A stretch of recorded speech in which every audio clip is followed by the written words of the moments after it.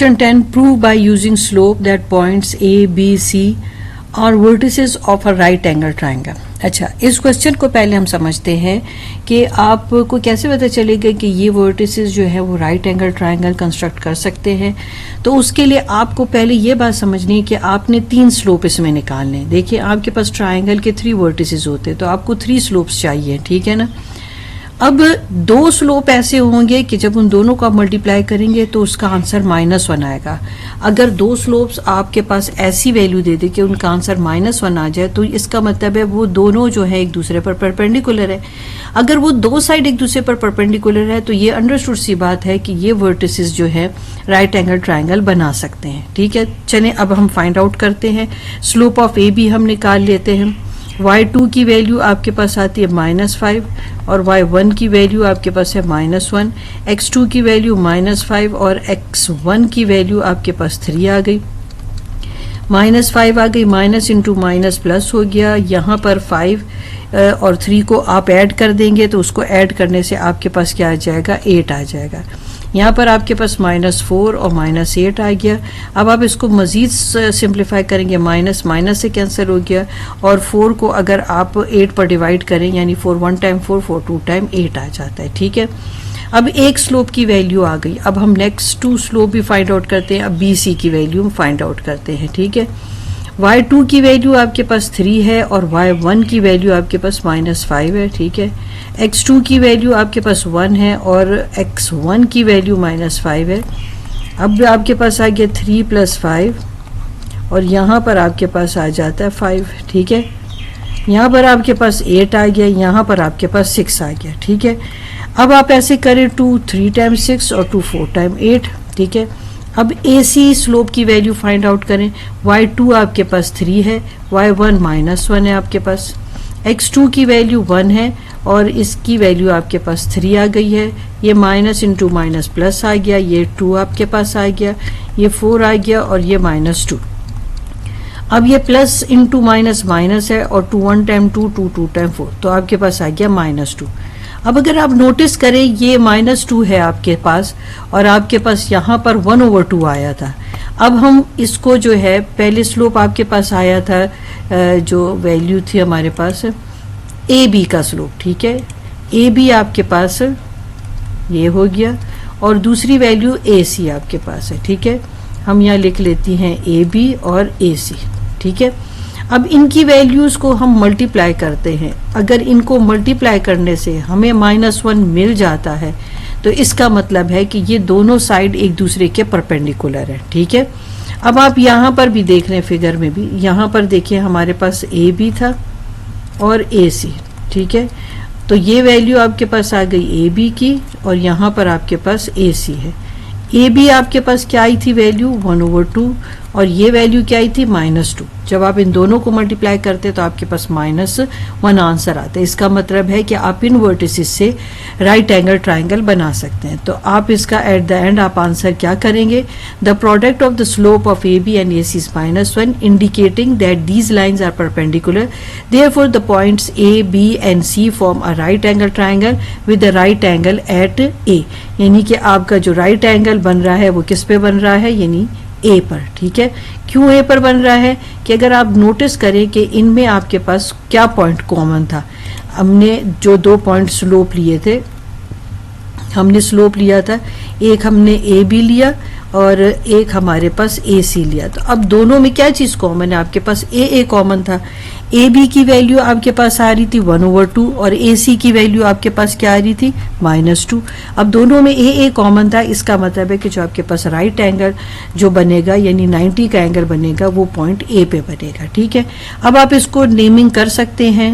मतलब आप इसके पास जो भी वर्टिसेस आपके पास ए के आए थे 3 -1 हो गया और आपके पास यहाँ पर इसको बी कर देते हैं. ठीक है, ये आपके पास b -5 और -5 हो जाएगा और इसको अब आप c कर दें. ठीक हो गया, c आपके पास 1 3. ये आपके पास ए सी की वैल्यू -2 आई थी और ए बी की वैल्यू 1/2 आई थी. ठीक हो गया ना, आप इसको लिख सकते हैं ए बी और स्लोप ऑफ ए सी.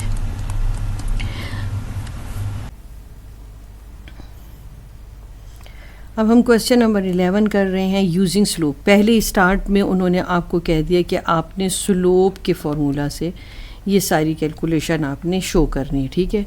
अब कैसे शो करनी है, पहले हम पूरा क्वेश्चन रीड कर रहे हैं। Using slope prove that A B C and D are the vertices of a parallelogram. पहले पैरेललोग्राम के बारे में आपको पता होना चाहिए कि इनके ऑपोजिट साइड जो है वो पैरेलल होते हैं, ठीक है।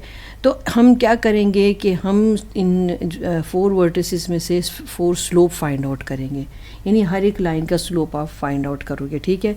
अगर दो लाइंस के स्लोप इक्वल हो गए तो इनके ऑपोजिट साइड पैरेलल हो जाएंगे, ठीक है।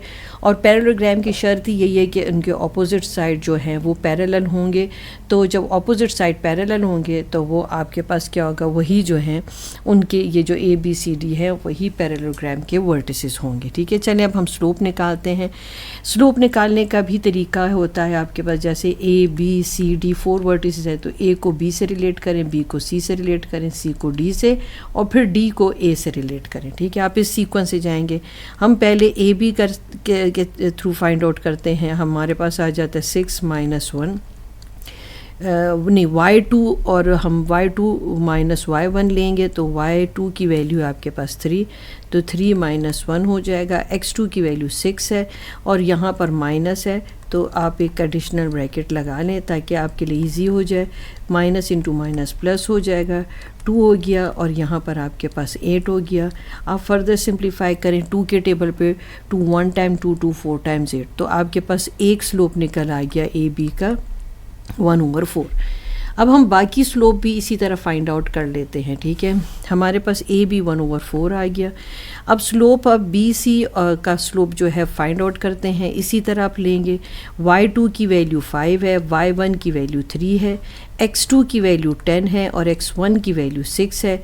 यहाँ पर आपके पास आ जाएगा 2 और यहाँ पर आ जाएगा 4। 2 1 टाइम्स 2 और 2 2 टाइम्स 4, आपके पास सेकेंड स्लोप भी निकल आया। अब आप सी डी का स्लोप निकालेंगे, ठीक है। तो y2 आपके पास है 3 और y1 आपके पास आ गया 5, x2 आपके पास आ जाता है 2 और x1 आपके पास आ जाता है 10। यहाँ पर आपके पास आ गया 2 और यहाँ पर अब आपके पास आ गया 8। 2 1 टाइम 2 और 2 4 टाइम्स 8, ठीक हो गया। अब आपके पास आ जाता है स्लोप ए डी का, ठीक है। हम निकालते हैं, y2 को ले लेते हैं 3 और y1 आपके पास 1 है, x2 है 2 है और यहाँ पर आपके पास फिर -2 आ गया। यहाँ पर आपके पास 2 आ गया, 3 - 1 2 और माइनस इंटू माइनस प्लस हो जाता है, तो 2/4 हो गया। 2 1 टाइम 2 2 2 टाइम्स आपके पास 4 हो जाएगा, ठीक है। अब आप देख रहे हो कि आपके पास एक तो आपके पास यहाँ पर ही देखिए ये भी 1/4 आ गया और ये भी 1/4 आ गया। फिर अगर आप यहाँ पे देखें तो यहाँ पर आपके पास 1/2 आ गया, ठीक है, और यहाँ पर भी 1/2, यानी दो साइड्स के स्लोप आपको पैरेलल मिल गए हैं, ठीक है। तो अब हम ये शो कर सकते हैं कि अगर स्लोप ऑफ ए बी, जैसे कि आपके पास यहाँ पर है 1/4 आ गया, स्लोप ऑफ ए बी और स्लोप ऑफ सी इक्वल है, तो इसका मतलब है कि इनके जो ऑपोजिट साइड्स हैं वो पैरेलल है। तो मैंने यहाँ पर अब ए बी और सी डी कह दिया। मैं पहले से ए बी सी डी नहीं लिख सकती थी जब तक कि मैं स्लोप ना निकाल लूँ, ठीक है। तो अब मैंने इसका स्लोप निकाल लिया, तो इसलिए मैंने इस साइड को ए बी का और इस साइड को मैंने सी डी का।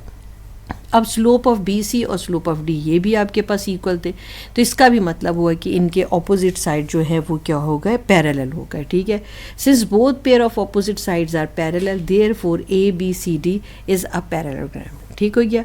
जब उनके जो ऑपोजिट जो साइड हैं, ठीक है, मतलब वो पैरेलल हैं और वो पेयर्स हैं आपके पास, ठीक है, उसके तो इस वजह से हम कह सकते हैं कि ए बी सी डी एक पैरेललोग्राम है। Question 12, P Q R and S are vertices of parallelogram, ठीक है। फाइंड पी एक्स, यानी कि आपने पॉइंट जो पी है या वर्टेक्स पी है उसके आपने कोऑर्डिनेट्स फाइंड आउट करने। हमने पैरेललोग्राम के बारे में इतना सब कुछ रीड कर लिया, अब हम उस चीज़ को सबों को सम अप करते हैं, ठीक है। ये पैरेललोग्राम है, ये शेप है, ठीक है। हमें उन्होंने ये नहीं बताया कि ये वर्टिसेस कहाँ कहाँ पर हमने लगाने, ठीक है। हमें पता है कि ऑपोजिट जो इनके ऑपोजिट स्लोप्स होते हैं वो भी सेम होते हैं, ऑपोजिट साइड पैरेलल होते हैं, मिड पॉइंट इक्वल होते हैं और ऑपोजिट साइड इक्वल होते हैं, यानी उनकी लेंथ सेम होती है। पैरेलल का मतलब कि ये एक दूसरे को इंटरसेक्ट नहीं कर रहे होते, और ऑपोजिट साइड इक्वल होने का मतलब क्या है कि इनकी लेंथ सेम होती है, ठीक है। अभी आपको थोड़ी देर पहले मैंने रोम्बस के बारे में बताया था कि आप रोम्बस को किस तरह से जो है पैरेललोग्राम रोम्बस के लिए मिसिंग जो वर्टिसेस उसको कैसे ढूंढ सकते हैं इन केस कि आपके पास ये तीनों वर्टिसेस जो हों वो कंसेक्टिव हो, यानी कि उसमें कोई ब्रेक ना है, मतलब एक सीक्वेंस में हो, ठीक है। जैसे मैं अब यहाँ लिख देती हूँ पी क्यू, यानी पी के बाद क्यू हो, क्यू के बाद आर हो, इस तरह से। तो फिर आप एक शॉर्टकट में अपना सोल्यूशन कैसे निकाल सकते हैं। ये पी क्यू आर एस जो है ये वर्टिसेस ऑफ पैरेललोग्राम है। पी और आर एक डायगोनल होगा, इसी तरह क्यू और एस डायगोनल होगा, ठीक है। अब उन्होंने पी की जो आपके पास कोऑर्डिनेट्स है वो मिसिंग है, तो मैं इधर पी को लिखती हूँ, ठीक है। पी के साथ किसका पेयर बन रहा है, पी के साथ आर का, तो पी आर ऐसे लिख देते हैं, ठीक है। हमें पता है कि इनके मिड पॉइंट सेम होते हैं, ठीक है। उसी को हम अपने सामने रखते हैं, उसी फार्मूला के थ्रू हम ये पूरा सोल्यूशन निकालते हैं, ठीक है। और क्यू एस का जो वर्टिसेस है हमने उनको साथ में रखा है, ठीक है। यानी कि बताने की बात ये कि पी आर एक डायगोनल है और क्यू एस एक डायगोनल है। अब आप क्या करें कि मुझे पी के जो है कोऑर्डिनेट्स फाइंड आउट करने हैं, तो मैं अपने क्वेश्चन अपने फार्मूला को कुछ इस तरह से अरेंज करूँगी, ठीक है। क्यू और एस के वर्टिसेस को आपने ऐड करना है और जो आर है उसके वर्टिसेस में से उसको माइनस कर देना है, ठीक है। अब मुझे P X Y find out करना है, ठीक है। अब क्यू के आपके पास पॉइंट क्या है, -2 और 2 है, ठीक है। एस के आपके पास पॉइंट क्या है, 10 और 1 है, और आर के आपके पास पॉइंट क्या है, 1 और 4, ठीक है। अब ऐसे करें कि पहले आप इन्हें दोनों को ऐड कर दें, 2 और +10, आप स्टेप वाइज चले जाएं, फिर 2 और +1 कर दें, फिर इसका जो आंसर आएगा वो 1 और 4 के साथ आप सब्ट्रैक्ट कर देना, ठीक है। ये आपके पास क्या आ गया, 8 हो गया, ये आपके पास आ गया 3 आ गया। अब आप ऐसे करें कि 8 - 1 कर लें, 3 - 4 कर लें, ठीक है। तो आपके पास क्या आ गया, यहाँ पर बस वर्टिसेस क्या आ गया, 8 - 1 7 और 3 - 4 -1 आ गया, ठीक है। तो यानी कि आपके पास ये मिसिंग साइड जो है आपको मिल गया। ये एक मेथड है कि आपने पी एक्स वाई जो है उसकी वैल्यू फाइंड आउट करनी है, यानी उसके कोऑर्डिनेट्स फाइंड आउट।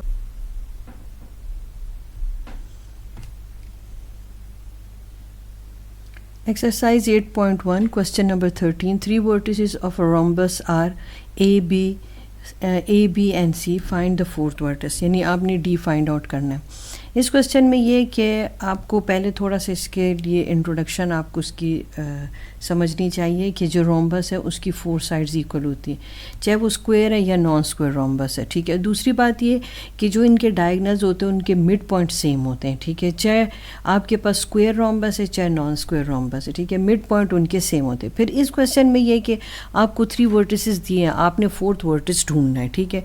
जब भी आपको इस तरह से दिए हुए हों, ठीक है, और वो जो ये जो 3 वर्टिसेस हैं ये कंसेक्टिव हों, ठीक है, यानी कि एक के बाद एक हो, ठीक हो गया ना, हम इसकी पोजीशन ना चेंज करें। तो जो आपके पास ए और सी है, अगर मैं लिखूं इस तरह से A B C D ये कंसेक्टिव वर्टिसेस हैं, ठीक है। तो इसमें A C एक डायगोनल होगा और B D एक डायगोनल होगा। अब आप देख रहे हैं मैंने फिगर में भी आपको दिखाया हुआ है कि अगर मैं इनको एक लाइन में लिखूं, यानी कि इनके इस ऑर्डर को डिस्टर्ब ना करूं, ये कंसेक्टिव हो, जैसे A B C D, तो एक डायगोनल आपको ए सी दे रहा है, दूसरा डायगोनल बी डी दे रहा है, ठीक है। रोम्बस एक तरह की पैरेललोग्राम होती है, ठीक है, जिसमें हम पैरेललोग्राम का एक फार्मूला यूज़ कर सकते हैं, ठीक है। यानी कि पैरेललोग्राम की प्रॉपर्टी यूज़ कर सकते हैं, जिसमें मैं क्या कर रही हूँ, क्योंकि आपको पता है इनके मिड पॉइंट तो इक्वल होते हैं, तो मैं इनके डायगोनल्स को ले लेती हूँ, ठीक है। अब मेरे पास इस वक्त बी डी मिसिंग है, तो मैं लिख देती हूँ डी बी, ठीक है। डी बी लिखे है, बी डी एक बात है, इक्वल्स टू आप कर सकते हैं ए सी। अब मैं इनको इक्वल क्यों लिख रही हूँ, क्योंकि मैं यहाँ शो करना चाह रही हूँ कि इनके मिड पॉइंट सेम है, ठीक है ना। अब मैं इसको एक फार्मूला की शेप देना चाह रही हूँ। डी मेरे पास मिसिंग है, ठीक है, मैं इनके वर्टिसेस जो है वो फाइंड आउट करना चाहती हूँ, ठीक है, डी के। अब ये ए सी एक डायगोनल बना रहा है, ठीक है, तो इसको मैं ए प्लस सी कर दूंगी। अब बी को जब मैं यहाँ ले आऊँगी, हालांकि ये मल्टीप्लाई हो रहा है, मगर मैं आपको एक तरह फार्मूला कंस्ट्रक्ट करने का एक तरीका बता रही हूँ, ठीक है। आप इसकी इंट्रोडक्शन भी देख लें तो आपको उससे भी मेरा ये फार्मूला समझ आ जाएगा। ये पैरेललोग्राम की एक प्रॉपर्टी है, वो प्रॉपर्टी ये कि अगर आपके पास 3 वर्टिसेस वर्टिसेस कंसेक्टिव फॉर्म में हो, ठीक है, और आपने 4 वर्टिस को ढूंढना हो, तो फिर आप रोम्बस के लिए भी जो है पैरेललोग्राम की ये प्रॉपर्टी यूज़ कर सकते हैं, ठीक है। अब ये बेसिकली आपको जो है यहाँ पर क्या है आपके पास आ गया। अब ये बेसिकली क्या है, ये डी के वर्टिसेस हैं, यानी कि ये आप एक्स और वाई दो आपके पास ऑर्डर पेयर होते हैं।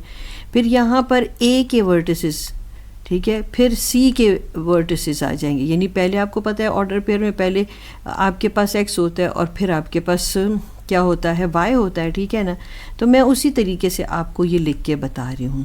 ये एक बहुत आसान तरीके से आप एक बड़ी कैलकुलेशन से बच जाते हैं और आपका आंसर निकल आता है। अब मैं इसको आपको मैंने फॉर्मूला तो दिखा दिया, अब मैं इनके ऑर्डर पेयर यहाँ पे लिख देती हूँ, ठीक है। अब मैंने आपको ये फॉर्मूला बताया, तो ए आपके पास क्या है 2 - 1, ठीक है, सी आपके पास क्या है 3 4, ठीक है, और बी आपके पास है सी आपके पास है 2 3 है आपके पास, और आपके पास यहाँ से लिखा -2 3, और आपके पास बी जो है वो 3 और 4 है, ठीक है। अब आप बिल्कुल जैसे मैंने फार्मूला लिखा है इसी तरह पहले x को कंबाइन करें, ठीक है, ये -3 हो जाएगा। फिर सब y को कंबाइन करें, ठीक है ना, -1 फिर +3 और ये -4। अब आप इसे सॉल्व करें, ये 2 कैंसिल हो गया, आपके पास -3 रह गया। अब आपके पास यहाँ पर क्या हो गया, 3 में से 1 गया, आपके पास 2 आ गया, ठीक है, और यहाँ पर आपके पास 2 आ गया और -4 और ये 2 आपके पास सब्ट्रैक्ट होकर -2 दे रहे, यानी कि आपके पास जो डी है उसके वर्टिसेस आपके पास आ चुके हैं, ठीक है, और वो क्या है -3 और -2।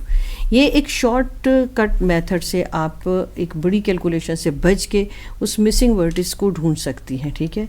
अब ये देखिए -3 और ये 2, अब आप लिख लें, ये आपके पास -2 और 3 ये आपने ढूंढा, ठीक है, और बी आपके पास क्या है 3 और 4, और ए आपके पास क्या है 2 - 1। ये तो एक मैंने आपको जो है ना इसके एक फार्मूला के थ्रू, जो पैरेललोग्राम की प्रॉपर्टी उसके थ्रू आपको जो है मिसिंग वर्टिस ढूंढ के दिखाया, ठीक है। आप मिड पॉइंट के थ्रू भी जो है इसको निकाल सकते हैं। अब वो आप कैसे निकालेंगे, वो आपका तरीका ये होगा कि आपके पास है ए, ये वर्टिसेस मैं लिख लेती हूँ, बी सी और डी। अब D की वैल्यू आपके पास मिसिंग है, ठीक है, और A की वैल्यू हम लिख लेते हैं A2 - 1, B3 4, C -2 और 3। हमने क्या कहा, ये कंसेक्टिव वर्टिसेस हैं, ठीक है, तो हम बिल्कुल ऐसे ही करेंगे। अब हमने क्या कहा, ये डायगोनल्स हैं इसमें, ठीक हो गया। अच्छा, इस तरह से आप डायगोनल्स को लेते हैं, ठीक है। अब आप किन किन दो वैल्यूज़ को रिलेट करेंगे, आप AC को रिलेट करेंगे, यानी मिड पॉइंट आप निकालेंगे AC का, ठीक है, और फिर आप निकालेंगे मिड पॉइंट BD का, ठीक है। अब आप इनके जो है पॉइंट्स ले लें, ये 2 और -1, मैं दोनों तरीक़ों से इसलिए आपको करके बता रही हूँ कि आपको जो भी आसान लगे। बी आपके पास क्या है 3 और 4, और डी आपके पास है XO है। अब आप मिड पॉइंट निकाल रहे हैं, ठीक है, AC का मिड पॉइंट आप निकाल रहे हैं, तो अब आप कैसे करोगे कि आपके पास हो जाएगा XX को ले लें आप और YY को कंबाइन कर लें, ठीक हो गया। यहाँ पर भी आप XX को फर्स्ट जो आपके पास डोमेन है वो ले लें और फिर आप YY को कंबाइन करें, क्योंकि ये X होता है ये Y होता है, ठीक है। पूरा जो मिड पॉइंट का आपका फॉर्मूला, ये 0/2 हो जाएगा, ये 2/2 हो जाएगा, ये 0 आ गया, ये 1 आ गया, ठीक है। अब आपके पास आ जाएगा 3 + x/2, 4 + y/2, ठीक है। अब हम अगले उसमें इसको मज़ीद जो है फर्दर रिलेट करेंगे, ठीक है। चलें, अब हम क्या करते हैं कि इस ज़ीरो को, मतलब जो फर्स्ट वैल्यू है फर्स्ट वैल्यू के साथ रिलेट करते हैं, 1 को जो है y के साथ रिलेट करते हैं, ठीक है। चलिए अब हम ये काम करते हैं इसके साथ। 0 = 3 + x/2, ठीक है। 0 is equals to 3 plus X by 2 और दूसरी वैल्यू थी 1 इज़ इक्वल्स टू आपके पास 4 प्लस वाई बाय 2। ठीक है, यहाँ पर आप क्रॉस मल्टीप्लिकेशन कर लें तो 3 प्लस एक्स और 0 इंटू 2 आपके पास आ जाएगा 0 ही आएगा। 3 प्लस एक्स यहाँ पर आ गया 0, यहाँ x रहने दिया, यहाँ आपके पास 3 जब वहाँ शिफ्ट होगा तो माइनस हो जाएगा, यहाँ आपके पास वैल्यू -3 आ गई।